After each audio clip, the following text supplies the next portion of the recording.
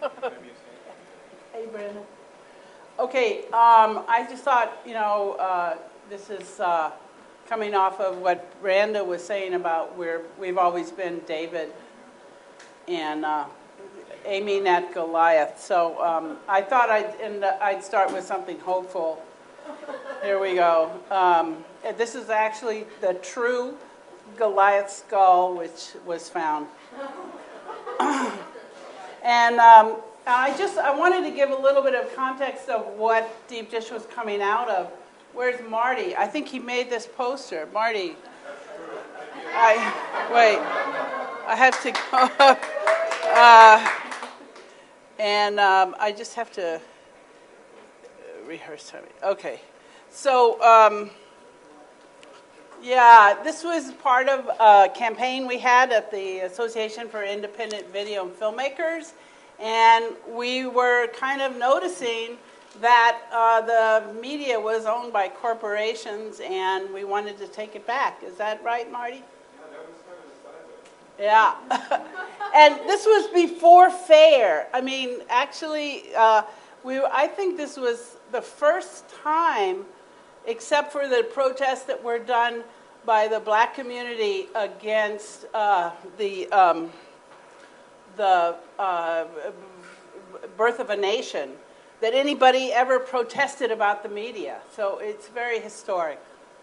Anyway, and this was part of this coalition to make public television public, which we gave up on public television and moved on to public access with the help of organizations such as the Union for Democratic Communications, Robin, and it's still going, and it's a wonderful organization of communications researchers, and they hope to get more producers and activists, although now it's pretty much all university people, but increasingly in Buffalo there were a lot of activists. Great. And at the same time, on the global level, in the early 80s, was the McBride Commission, which was UNESCO's attempt to democratize the media, which was the reason the U.S. government defunded UNESCO and the UN in general, and they still owe billions of dollars. So that is pretty much what Paper Tiger is coming from. Paper Tiger was founded in 1981 in the midst of a lot of those same discussions. And here are some of the great Paper Tiger shows. And also at the same time, there were, in the Bay Area, there were groups such as Process World that were dealing with trying to liberate the internet culture. And there was also Labor Link TV, which was trying to organize labor unions who were making video. And there was Exchange TV. I put this on rehearse and it's not doing it. But anyway, there was also a movement. Let me go back to Exchange TV. Was a group of us who put together material from Latin America, because you're talking in the early 80s, which was horrible wars going on in Central America, funded by the U.S. To overthrow the Nicaraguans, and also to repress the Salvadorans and the Guatemalans. And we got videos from those places and put them on public access. Martha Wallner was a wonderful part of that, organizer of that. And at the same time, around this time, that's Richie Perez on the right, there was people organizing against the media. Yay! People are paying attention to the media.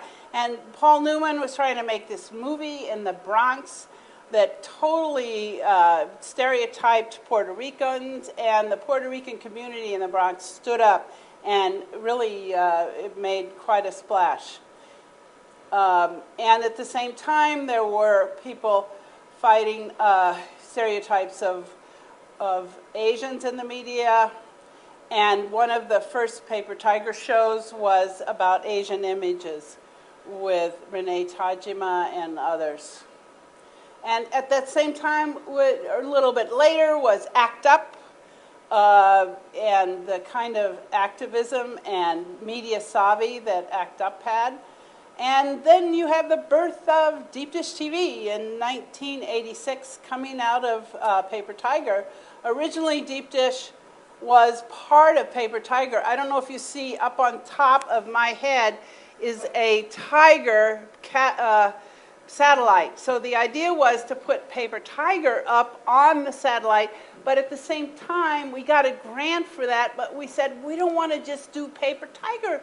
We want to do other people who are doing public access and doing independent productions around the globe and around especially the public access community in the United States. So the first Deep Dish series grew out of that, out of Paper Tiger, and you have Shuli Chang, Mary Feaster, Roy Wilson, and myself. And this is the first Deep Dish board, which one of the rules of the Deep Dish was that it had to be over 50% people of color. And you can see Ann Bennett, Ron Davis, Safia Bukhari, Nolan Bowie, Gabrielle Sanchez. And I must say that for the first couple of years we were very true to that, and I really hope that we can get back to I think it was somehow written into the Deep Dish Constitution that a majority of the staff had to be people of color and a majority of the board had to be people of color. And the idea was to really promote public access. So this was a flyer that was sent out to public access stations and to activists to have them get get Deep Dish. And this is one of the other flyers. And one of the early shows we did was Racism on Main Street, which I think still is the most popular on all of the Deep Dish programs that's up online, except for Attica. For whatever reason, it gets a lot of viewers. And Panama. And this was the housing show on the first series, which is called There's No Place Like Home. And to me, this was like a quintessential, wonderful use of public access, use of Deep Dish, because it was one show, an hour long, but focusing on homelessness around the country. So this was on the Lower East Side, and there were people actually interviewed who were homeless, which you never saw on television. You would see people, overviews of them, but these were the homeless people speaking themselves.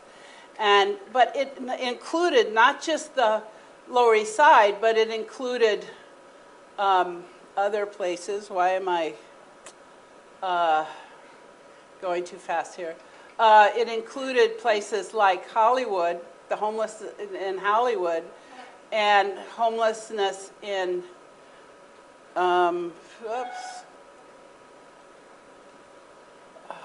it's not going the right direction, but there, in Jamaica Plain, John Luvender was one of the first access people that actually used a lot of Deep Dish. And I want to show you that this was the first Deep Dish programs used the Paper Tiger aesthetic very much.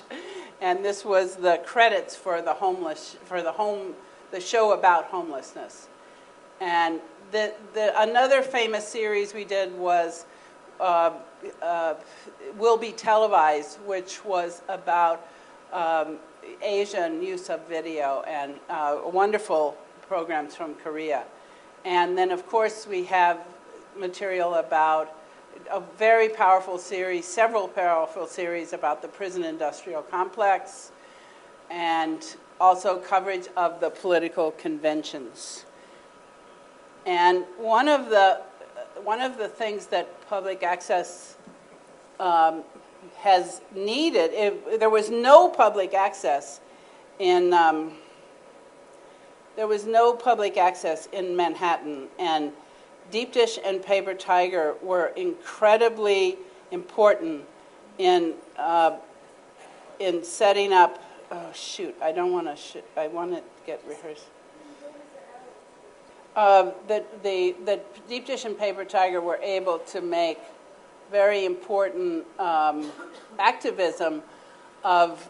This was a demonstration to get public access. There was no Manhattan network, Manhattan neighborhood network, and it was the activism and the creativity of Paper Tiger and Deep Dish that allowed that to happen, or forced that to happen. And of course, Deep Dish and Paper Tiger were both very active in getting the public, in getting indie media started. And one of the things that people don't know about Deep Dish is that Deep Dish served as a kind of conduit to fund indie medias in other countries. This was, we were asked by the Glazer Foundation because the indie media there was no there was no center because it is an autonomous network of different organizations. And they asked us, could we help, we wanted to help start indie medias in third world countries, and Glazer Foundation was willing to do it, but there was nobody who would take the money. So we actually funded this particular project, which is a very interesting project of mapping the immigration authorities on the border between North Africa and Spain, and showing where all the surveillance cameras were, and giving a lot of information which is available still on the web. And so that before people cross, they would go to an internet cafe and check where the easiest route would be. And the other group we started, that Deep Dish funded, was Rasa Radio in South Africa, was totally begun by Deep Dish TV. We gave a grant of, I think, $5,000 to the Indie Media South Africa to start a radio station that was shut down after 7 months in Soweto by the South African government. And we also funded Argentina Indie Media at the time of the insurrection in 2002 through the Glazer Foundation. And just the international importance of Deep Dish, this is actually in Paper Tiger. This is in a Russian book by a Russian activist, author, and mentioning Deep Dish and Paper Tiger. And this was a wonderful exhibit that Marty set up, and a number of other people, Linda, Anna Cohn, and others in Graz, Austria. Deep Dish really had, and Paper Tiger, this was a show of the Gulf Crisis TV project in 1992 after the war, and this was a ground floor space, and it was right near a trolley stop, so a lot of people came by and watched it. This is their photograph, the institution, which it was usually full of people, and it's amazing to see it empty. But I don't know if you see what it is. It's newspaper, a newspaper bunker, and on the top it's a videotape which Marty wove. And one of the other things Deep Dish has done, which was really pressure the FCC to have public interest channels, non-commercial set-asides, which is why Democracy Now! Has a channel on Free Speech TV and Direct TV and Link TV. But those channels wouldn't have been there without the work of John Schwartz, and Deep Dish was a strong applicant respondent in that fight. So, and of course, we are coming up to our more recent work, Shocking and Awful. And This was, I think, the second time we were at a movie theater. The first time was the Gulf Crisis Project was shown in that one in San Francisco. What was that theater, Marty? It's the one that's right in Ashbury. It's the Castro Theater, I think. But this was on the coldest night of the year, the most snow. We had we had our theatrical screening, and then this is Arundhati Roy and Deep Dish. Who would cover the World Tribunal on Iraq? Nobody but Deep Dish TV.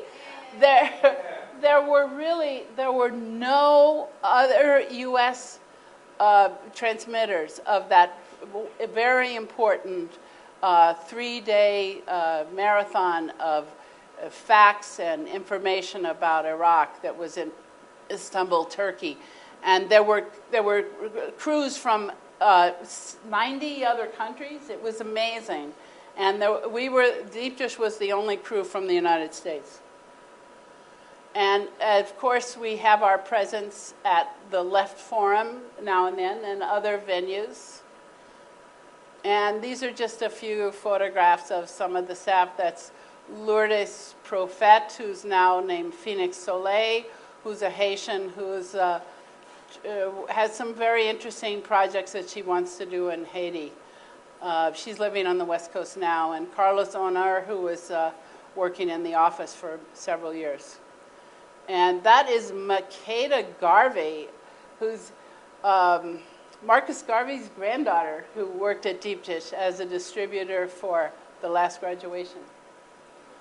And here's some more shots from the office, just a very important office that is very much threatened now.